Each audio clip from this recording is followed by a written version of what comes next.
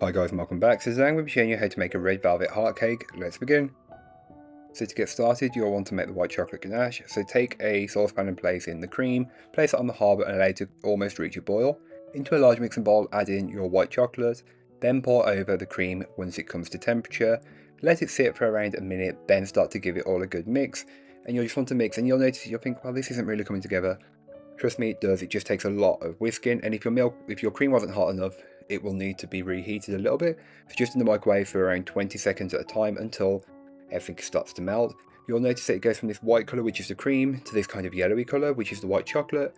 And trust me, you want it to be this solid colour. Once you've achieved that, set aside until later on. So cover with cling film and place in the fridge once cool. Then to make your cake, you'll want to grab a mixing bowl and place in your sugar and oil, followed by the eggs and your cocoa powder. Not forgetting to add in the raisin agent, which is bicarbonate of soda, your vanilla extract, and your red food colouring. And then mix this on a low speed to start with, working you out to a medium-high speed, and mix for a couple of minutes until everything is well combined and the mixture is quite vibrant and colourful. That's what you're looking for. Then you can alternate between the dry and the wet ingredients. So you should start with dry and end with dry. So it's 3 additions of dry to 2 additions of wet. But again, this is completely what I would do. You can make it more or less. I find that this makes the cake perfect. And for this recipe, I doubled it, so I have 2 very thick layers. Feel free to use just this one cake and halve the ganache recipe, and you should be fine as well. But mix until you have, a good consistency like this. Then give the bowl a good scraping down, and this is just to incorporate any bits that may not have been fully worked in from earlier on, so make sure you scrape the very top and the very bottom of the bowl. Then transfer the cake mixture into a heart pan which has been lined with some parchment paper. I'm using an 8-inch heart, but feel free to use whichever you can get your hands on. Place it into the oven and bake. Then once your ganache is ready, you'll notice that you can place it into a mixer and whisk at a high speed, and it should come to this whipped consistency, which is perfect.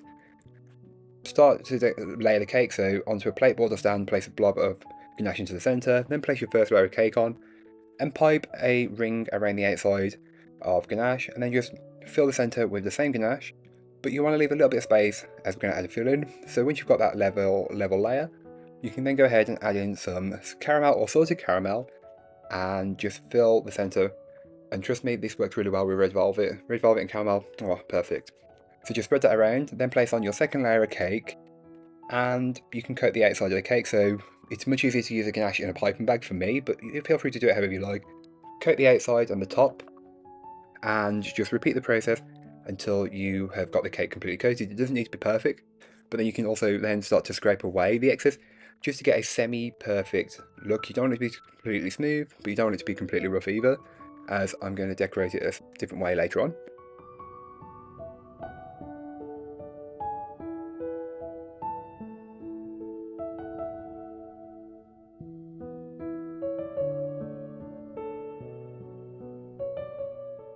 I simply take a small palette knife which is cranked and drag it around the outside, but not too harshly, just to have like a ripped or ribbed effect on the outside of the cake.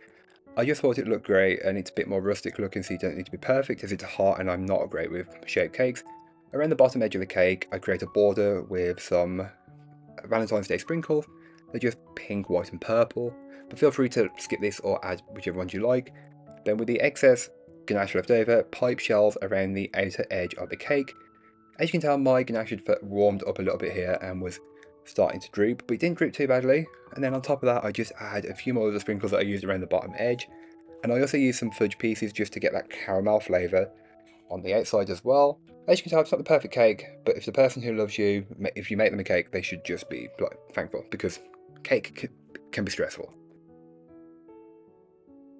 So thank you so much for watching. I hope you enjoyed. If you did, don't forget to like, comment and subscribe for more from me, and I'll be back again very soon with another recipe, so join me then. In the meanwhile, don't forget to check out the description. There'll be links to this recipe, a link to my blog, and links to all my social medias.